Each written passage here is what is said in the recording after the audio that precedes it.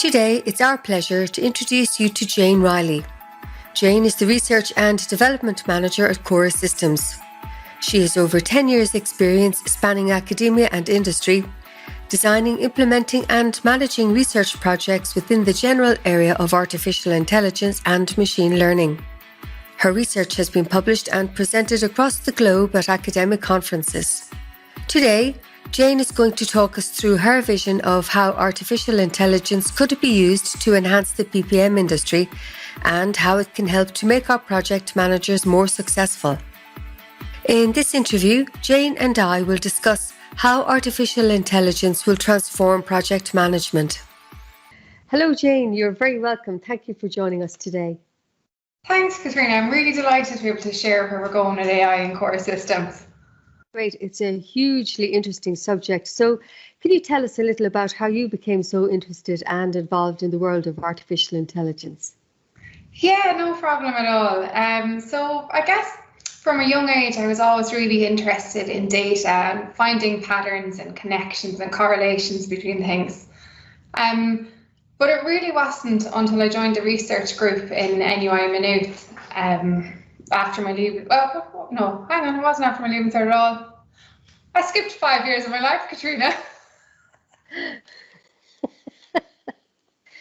For our global viewers, the Leaving Cert is your end of high school, your baccalaureate. Yeah, it was a little bit after that. So yeah, when I finished my primary degree, that I worked in the industry for a little while, and then I went back into academia, and I got a fantastic opportunity to join a research group in NUI Maynooth, and we were pioneering some really innovative technologies and implementations of artificial intelligence and machine learning in the area of computational facial expression analysis. That's a bit of a mouthful, but what we were looking at there was classifying facial expressions in terms of emotions. So identifying, was someone happy, were they sad, were they angry, and then how happy were they or how sad were they? And the bit that I was really focused in on there, clearly the most important and interesting part was, were they really happy or were they pretending? Were they displaying their true felt emotion? And I kind of looked into blended expressions and facial expression analysis and dynamics, and it kind of went on a really interesting journey there with them on that, and it brought me all over the world, presenting at various conferences and meeting some fantastic minds and researchers in the area of computer vision and machine learning there in that one. And since leaving there, I would have kind of always kept my toe in the water of research and tried to keep up to date with the trends and what was going on, be it, an industry sponsor or direct collaboration. And then I guess more recently would have been leading some Enterprise Ireland funded research grants. And all of that brings me to the current day, where I'm working in Cora Systems as the Research and Development Manager. And what we're looking at in our team is how we could look at integrating AI into the everyday. And I guess the question we're trying to answer is, what makes a project manager great? Some project managers, they kind of like have the Midas touch, where every project they work on, it succeeds. And we really want to find out why. I guess project management is part art and part science. And we're trying to quantify what it is that they do, digitize it, and so that we can get repeated success for all of our project managers. Very good. All of our project managers with all of our clients and friends and customers around the world as well. So it's quite a body of people. So when we have such a volume of project managers that we work with, one of my favorite quotes, which can be applied to pretty much any undefined but valuable resource, is one by Clive Hunby. Data is the new oil. Clive Hunby is a data scientist. So when we have this huge body of information with the project managers that we work with around the world, how do you envision harvesting this data to make a good project manager great? I guess measuring the techniques of the Midas Touch project managers. So when you think about it, and I alluded to there, we have an awful lot of project managers, an awful lot. We have a huge amount of project managers who use Core PPM every day. Everything that they do, we record. So we have an extensive audit trail, part for governance, and then so they can see what happens themselves. And what we can do is we can mine that data and add some information to it so we can find out why they did what they did. And then from that, we can build on some data analytics and add in some machine learning. And eventually what we'll be hoping to do is to drive some wisdom that we could then apply to all of our projects or make available to all of our project managers. Brilliant. And I will just caveat that by saying we don't monitor our customers' data, but possibly just the utilization points or heat maps. Oh, absolutely. Functionality. Yes. No, full GDPR. No, we're looking at the trends and the patterns again. None of this, it would be specific to any particular client. It would be general trends. Excellent. No, thank you. Just to put that in there for everybody, don't worry, we're not Big Brother at all. No. A lot of people fear, I guess, kind of what's coming down the pike with artificial intelligence, and the European Commission's 2018 definition of AI states that artificial intelligence refers to systems that display intelligent behaviours by analysing their environment, which we're doing, and taking action with some degree of autonomy to achieve specific goals. So what we want to do is to utilise that information we have, benefit the project managers so we all can use the good practices. But some people fear that artificial intelligence will take over that autonomy where we can make decisions as project managers. Can you tell us maybe about some of your experiences which will inform us as to why we should not fear AI? Yeah, absolutely. So I guess when you think about AI and you kind of look back to the movies you would have watched as a child, or depending on your age, with your grandparents, such as the Terminator, or you kind of think like some of those films that would have said, oh, in 2020, we will all be driving these cars that will be elevated and there'll be no people driving. It will just all be complete machines. And it can be a bit scary. And you can't really look at AI without getting into ethical issues, but there are levels to AI.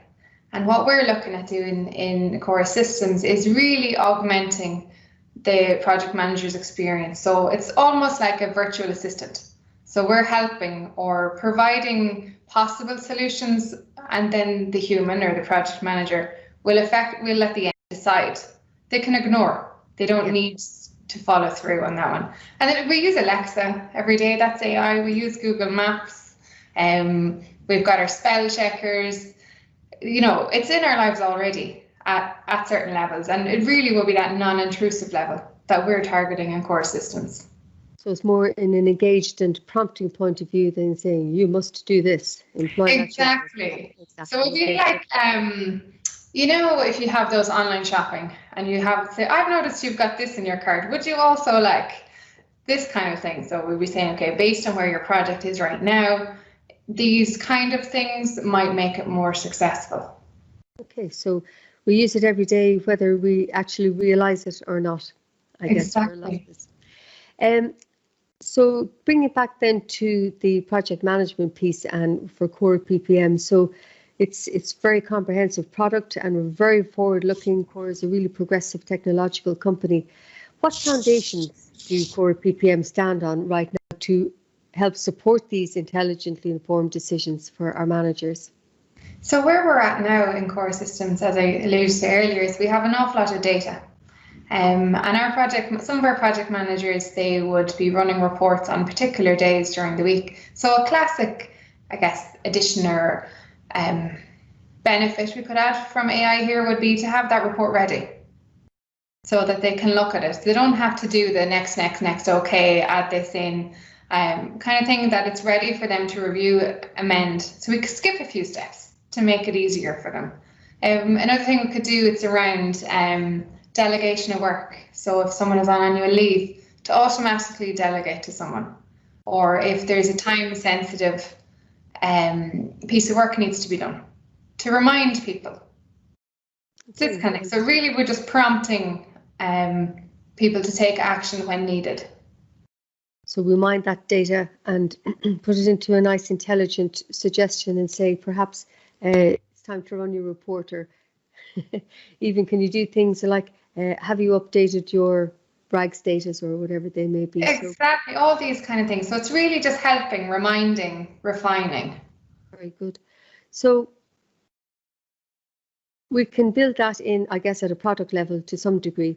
And then as we look down towards the artificial intelligence route as well, where we will use it, we will use artificial intelligence to predict future outcomes based on our past results or our past experiences. Sometimes it's not all that smooth and spanners get in the works. For example, COVID-19 in 2020, I'm sure has skewed a lot of project expectations and schedules.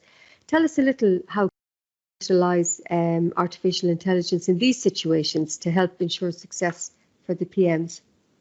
Yeah, that's a really valid point. And I think you can't look at anything in 2020 without putting it in the context of COVID-19. And in a lot of ways, COVID-19, it can be considered to be a bit of a black swan in that it's some unprecedented event that occurred. We had no way of knowing it was going to happen. Some of our companies would have put a pause on their operations. So in March, they were ticking along quite fine, and then they paused, and effectively they would have lost up to 2 quarters. So their forecasts would be completely out. However, some of our clients have weathered this storm quite well. They were able to adapt, adjust, amend, and they're still doing okay. So what we could do there, like we were saying earlier about the patterns, what is it that made those projects still successful? Are there key indicators? Are there things that everyone should watch that maybe we all aren't? So we can learn from the collective experience and I guess suggest to project managers what they may change or what they could change.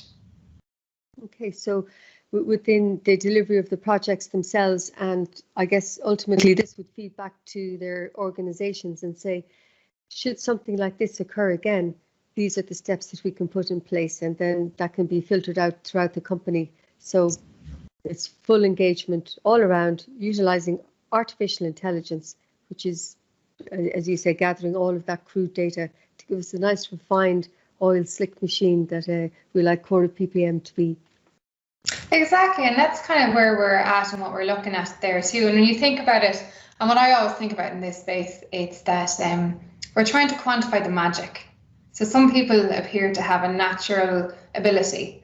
Their projects are always successful. And why is it? It's not, some of it is intuition, some of it is skill, but what parts of that are done in our systems, and how can we ensure and make that information available so that we can turn good project managers into great ones? And it's all good stuff.